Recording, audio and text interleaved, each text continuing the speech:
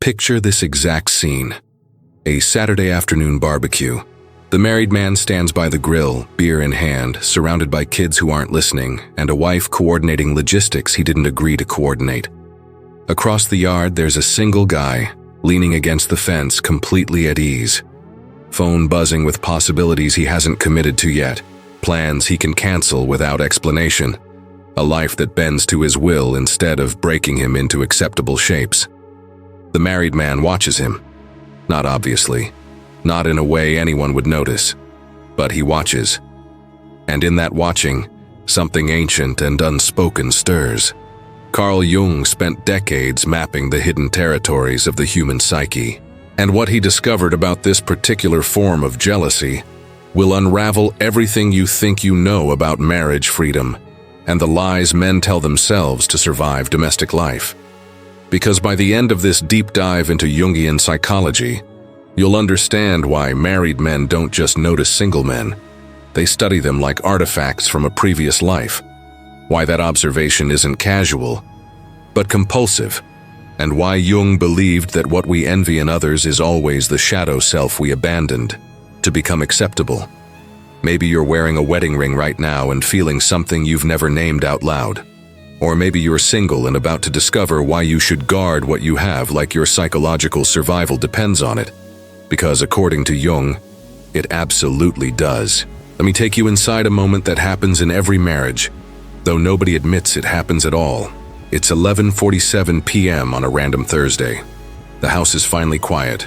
The kids are asleep. The wife scrolled herself unconscious an hour ago, and the married man is sitting in the dark, not tired enough to sleep, not awake enough to do anything meaningful. His phone glows, social media. And there it is. His single friend posting from some random adventure, a last-minute concert, a spontaneous road trip to nowhere, a new city explored for no reason except wanting to. The married man stares at that post longer than he should. He doesn't like it. Liking it would be acknowledging something. He just stares, and in that staring he's not envying the concert or the trip. He's envying the ability to say yes without asking anyone. Jung called this phenomenon shadow projection, and what he meant by that will dismantle every comfortable lie you've built about your choices. Which city are you watching this from right now? Drop it in the comments because this message hits differently, depending on whether you're in a place where marriage is still seen as ultimate success, or whether you're somewhere people are finally questioning that ancient script. Jung understood something that most psychologists refuse to touch. The shadow isn't just the dark parts of yourself you've repressed. It's also the free parts, the wild parts, the authentic parts you murdered to become socially acceptable. Marriage, Jung observed, is the primary ritual through which society demands you kill your shadow. You can't be a good husband while remaining a free man. Those identities are fundamentally incompatible. So you choose, or more accurately, society chooses for you, and you perform agreement. The married man performed that agreement flawlessly. He showed up at the altar, he said the words, he signed the papers, he bought the house, he merged the accounts. He became we when he used to be I. And somewhere in that transformation, his shadow self, that untamed version of himself that answered to nobody, got locked in a basement he's not supposed to visit. But late at night, when the performance is over and he's alone with thoughts that would horrify his spouse, he visits that basement. And he sees the single man living on the surface what he buried underground. That's not envy. That's grief. Let me show you how this plays out in the most ordinary moments. Sunday morning, the married man wakes up with an idea, a crazy idea. Drive to the coast. Right now. No planning, just go. 5 seconds after that idea arrives, reality follows. Can't. There's a family brunch at noon. There's grocery shopping that needs to happen. There's a bathroom faucet that's been dripping for 3 weeks, and if he doesn't fix it today, there'll be a conversation about it tonight. The idea dies before it's fully formed. He doesn't even mention it. Mentioning it would just create conflict, so he kills it silently and gets up to fix the faucet. The single man wakes up with the same idea, and 4 hours later he's standing on a beach he's never seen before, eating gas station tacos, completely alone, perfectly content. The married man will never know this specific story happened. But he knows it's happening. He knows somewhere, someone is doing exactly what they want, exactly when they want it, and that someone used to be him. Jung wrote extensively about what he called individuation, the process of becoming your true self rather than the self society demands. Marriage, he observed, is the death of individuation for most people. You stop becoming yourself. You start becoming a husband. Those are opposite directions. The husband is a role. It has rules, expectations, limitations, scripts. The self is infinite, undefined, free to evolve in any direction. You cannot maximize both.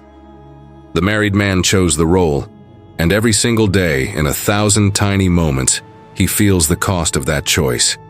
He doesn't regret the choice necessarily, but he absolutely feels its weight. And when he sees the single man, he's not seeing a person. He's seeing the road not taken. He's seeing his own unlived life walking around freely. And that vision haunts him in ways he'll never say out loud, because saying it out loud would mean admitting the choice might have been wrong, and admitting the choice was wrong would mean facing a truth that could collapse his entire, carefully constructed reality. So instead, he watches silently. He envies quietly. He performs contentment while internally cataloging everything he surrendered. Here's where Jung's insight becomes devastating. The things we're most judgmental about in others are always the things we've repressed in ourselves. The married man who talks the most about how immature single men are, how they're not ready to grow up, how they're missing out on real meaning. That man is fighting his own shadow the hardest. He's not describing single men. He's describing the part of himself he had to kill to become acceptable. And he resents single men for keeping alive what he murdered. This isn't about love. Jung understood that love and freedom are not natural partners. Love can exist in freedom, but marriage is not about freedom. Marriage is about security, stability, social approval, and the abdication of self for the creation of we. That abdication has value. It creates families, stability, continuity. But it comes at a cost, and that cost is paid entirely by the individual. The married man pays in autonomy. He pays in spontaneity. He pays in the ability to pursue obsessive interests without negotiation. He pays in sexual variety. He pays in the freedom to fail spectacularly because his failures affect someone else now. He pays in time that's no longer his to waste. And he pays in the slow erosion of the person he was before he became husband. The single man hasn't made that payment. He's still himself, uncompromised, undiluted, still capable of radical change because nothing permanent constrains him. The married man sees that fluidity and feels something primal, not hate, something closer to mourning. Here's what happens at every wedding, though nobody says this part out loud. When the groom stands at that altar looking at his bride, promising forever, there's a moment right before he says, "I do," where a thought flashes through his mind. This is it. This is the end of one version of life and the beginning of another, and there's no going back. He pushes that thought away immediately because this isn't the time for doubt. This is the time for commitment. But that thought was real. That thought was his shadow self screaming one last time before getting buried forever. The single men at that wedding feel that moment too. They watch their friend cross a threshold they haven't crossed yet, and depending on who they are, they either feel envy that they're not crossing it themselves, or relief that they don't have to. Jung would say both reactions are valid. Both are honest. What's dishonest is the cultural narrative that says only one reaction is acceptable. We're supposed to envy the married man. We're supposed to see his choice as elevation. But Jung knew better. He knew that trading freedom for security is a lateral move, not an upward one. Different, not better. And the married man knows this too. He knows it every time he watches a single man operate without constraints. He knows it every time he has to ask permission for something he used to just do. He knows it every time his weekend gets filled with obligations he didn't create but can't refuse. He knows it when he calculates how much of his paycheck goes to maintaining a life structure. He's not sure he'd choose if he could choose again. But he can't choose again. That's the cage. Not that marriage is bad, but that it's permanent. And permanence is the opposite of freedom.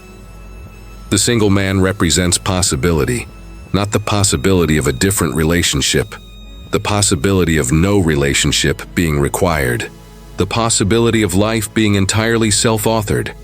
That possibility is what the married man watches with silent jealousy, because he remembers when his life was self-authored too, before it became co-authored, before every decision required consensus, before his preferences became negotiations.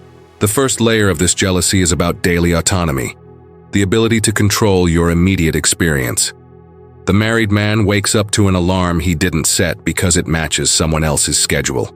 He drinks coffee while discussing a social calendar he didn't create. He spends his evening at dinner with people he wouldn't choose to see if the choice were entirely his. None of this is abuse. None of this is even wrong. But it's not freedom either. It's coordination. It's compromise. It's the slow, constant subordination of individual will to partnership maintenance. The single man wakes up to his own rhythm. His day unfolds according to his energy, his interests, his spontaneous desires.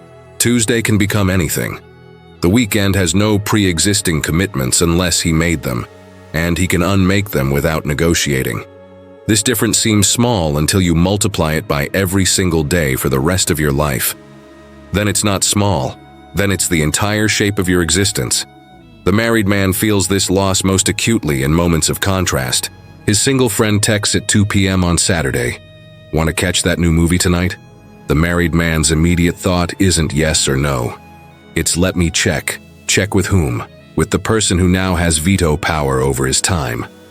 And even if she says it's fine, even if there's no conflict, something has still happened.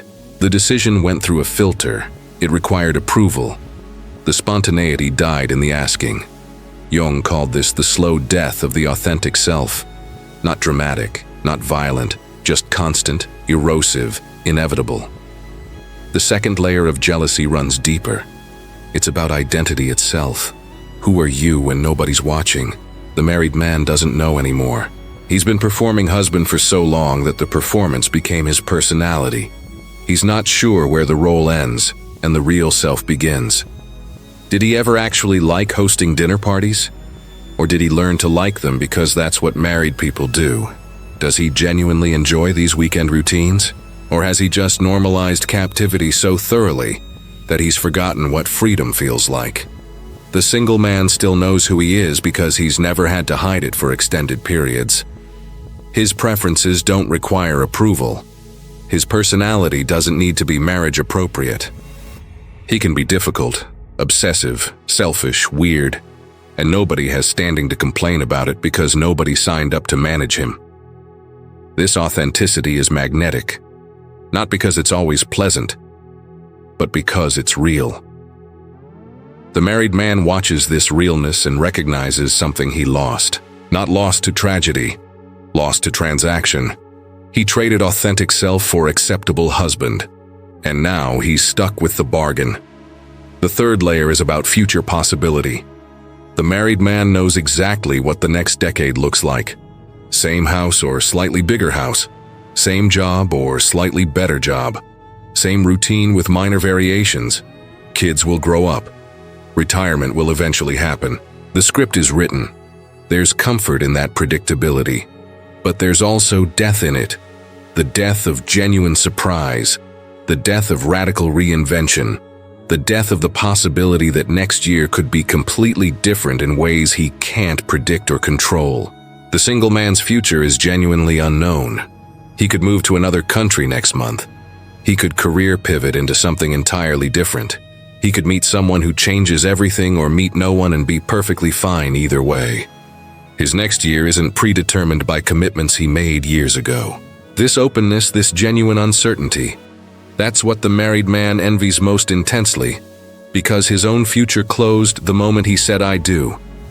Not closed to happiness, closed to radical possibility. The fourth source of jealousy is something Jung explored extensively, but most people find too uncomfortable to acknowledge directly. Sexual reality. The married man is supposed to desire one person exclusively forever. This is the contract. But Jung understood that the psyche doesn't operate on contracts. The psyche operates on truth, and the truth is that human beings are not naturally monogamous. We're naturally socially monogamous, meaning we pair bond for social reasons. But sexually, the desire for variety never disappears. It just goes underground, into the shadow. The married man suppresses this completely. He trains himself not to notice attraction. He reframes sexual boredom as mature love. He tells himself that real intimacy beats novelty. And maybe it does. But the wanting doesn't stop. It just becomes silent. The single man doesn't suppress any of this. When he's attracted to someone, he can explore that attraction without it being betrayal. When he desires something new, he can experience it without destroying a commitment. He lives in sexual honesty while the married man lives in sexual performance. And when the married man sees the single man operating in that honesty, something primal stirs. Not because he wants to cheat, because he wants to exist in truth instead of pretense. Jung believed that psychological health requires acknowledging your shadow, not acting on every impulse, but at least admitting the impulse exists. Marriage makes this admission nearly impossible because admitting you're still attracted to other people, admitting that monogamy is difficult, admitting that sexual desire doesn't confine itself to appropriate targets. All of this sounds like failure, so the married man never admits it. He buries it deeper, and he watches the single man live without that burial, and the watching hurts. The fifth layer of jealousy is about creative energy. Jung wrote extensively about how creative work requires psychic energy that most people redirect into relationship maintenance. You have a finite amount of vital force. The married man pours enormous amounts of that force into sustaining his marriage, managing household logistics, navigating partnership dynamics, maintaining family connections, coordinating schedules, resolving conflicts, and performing emotional labor. All of this is necessary for partnership survival, but it's not creative, it's maintenance. The single man's energy isn't divided. When he's obsessed with a project, he can pursue that obsession without guilt. When inspiration strikes at 2 a.m., he can follow it without disturbing anyone. His life force flows in one direction, toward becoming, rather than maintaining. The married man sees what the single man creates with his undivided energy, and feels the loss of his own creative potential. Not because marriage banned him from creating, because marriage made creation logistically impossible and emotionally complicated. His obsessions need approval now. His time belongs to someone else. And by the time he's finished with mandatory maintenance, his creative force is depleted. The sixth source of envy is about silence and solitude. Jung considered solitude essential for psychological development. The ability to be alone with yourself, to hear your own thoughts without external interference, to exist without performance. The married man has almost no genuine solitude. Even when he's physically alone, he's mentally occupied with partnership concerns. His mind is colonized by we. The single man has endless solitude. His evenings are his own. His weekends can be entirely internal. He can disappear into thought, into reading, into his own psyche for hours or days, without anyone wondering where he went. This solitude isn't loneliness. It's freedom to commune with yourself without interruption. The married man envies this desperately. Not because he doesn't love his wife, because even love requires breaks. Even intimacy needs space. But marriage rarely grants that space without negotiation, without explanation, without the other person feeling abandoned. The seventh reason cuts to identity death. Jung believed that every major life transition requires a death of the previous self. Marriage demands this death explicitly. You can't be a bachelor and a husband simultaneously. One identity must die for the other to live. The married man performed this death willingly, or at least he performed it. He let go of his single identity. He burned that bridge. He became someone new. This transformation is painful even when chosen. It's loss even when necessary, and it's permanent. The single man never performed this death. His identity remained continuous, uninterrupted, whole. He didn't have to kill anyone to become something else. He just kept evolving without forced transformation. The married man sees this continuity and feels grief for the self he murdered. Part of him died at that altar. The single man still has all his parts intact. That wholeness, that unbroken continuity of self, that's what the married man mourns most deeply. The eighth and most dangerous layer is about honesty itself. Jung built his entire psychology on the premise that psychological health requires truth. Not pleasant fiction, not comfortable lies, truth. The married man exists in constant low-level dishonesty. He pretends to enjoy things he tolerates. He suppresses reactions he's not allowed to have. He performs enthusiasm for obligations he resents. He agrees to plans he'd rather avoid. He smiles through gatherings he'd prefer to skip. None of this is malicious. It's survival. Partnership requires constant small dishonesties to function smoothly. But those dishonesties accumulate. They coat your psyche like plaque, and eventually, you forget what your honest reaction to anything actually is. The single man lives in brutal honesty.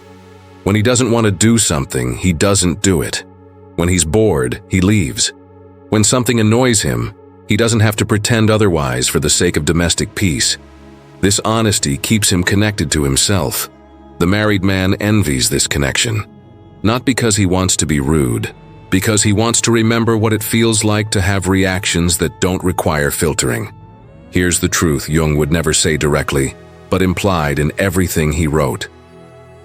Most men aren't psychologically suited for marriage. Not because they're immature, because marriage requires the suppression of masculine psychology's core drives: autonomy, conquest, variety, risk, solitude, and creative obsession. Marriage doesn't destroy these drives. It just forces them underground, into the shadow. And the shadow always remains. It doesn't disappear because you made a commitment.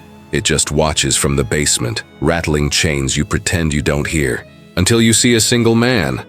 And suddenly those chains are all you hear, because he's not wearing any chains at all. Jung knew that the things we're most judgmental about reveal our deepest repressions.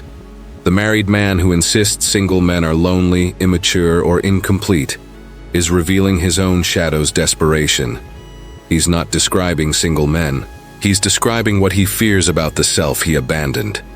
And he needs single men to be miserable, because if they're not miserable, if they're actually thriving in the freedom he traded away, then his sacrifice might have been for nothing. That possibility is unbearable. So he performs contempt for single life while secretly studying it, with anthropological fascination. This jealousy isn't universal. Some married men feel none of this. They integrated partnership into their identity so completely that they can't imagine wanting anything else. Jung would call this successful persona development. You became the mask so thoroughly that you forgot you're wearing one. But other men, the ones watching this video at strange hours, searching for validation of feelings they're not supposed to have, those men feel every word of this. And Jung would tell them their feelings aren't wrong. They're just honest. The culture calls this jealousy and gratitude. Jung called it shadow recognition. You're not ungrateful for what you have. You're grieving what you gave up to get it. Those are different experiences entirely. So, what do you do with this recognition? Jung would say the same thing he always said. Acknowledge it. Don't act on it necessarily. Don't blow up your life because a YouTube video articulated something you felt. But stop lying to yourself about what you feel. Stop pretending the cage is freedom. Stop performing contentment you don't feel. Because that performance is what actually destroys you. Not the marriage, not the commitment, the dishonesty, the slow betrayal of your own inner truth.